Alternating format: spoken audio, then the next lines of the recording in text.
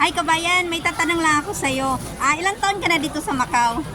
Naka 5 years na po next year. Kumusta naman ang kalagayan mo sa iyong mga employer? So far naman is mabait naman sila kasi nakatagal ako ng 4 years sa kanila. Kaya laking pasalamat ko sa kanila kasi mabait sila. Saka open ako sa kanila ng mga gadgets, ganyan-ganyan. How about your food? Okay naman ang ano mo, food? Hindi sila madamot talaga. As in, open ako sa pagkain. Ilan ang alaga mo?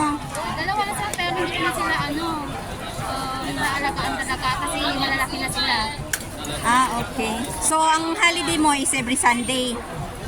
Pero kung gusto kong lumabas ng pag magde-dinner lang ako is okay naman sa kanila pag magpapaalam ko sa kanila. May nakausap ako doon, kabayan din natin. Kadalasan daw dito, ang mga trabaho dito ay sa live out. Ikaw, stay in ka ba o live out ka sa amo mo? Stay in. Stay in ka. So far, okay naman sila lahat talaga. Super. Mabait sila. Talaga sila.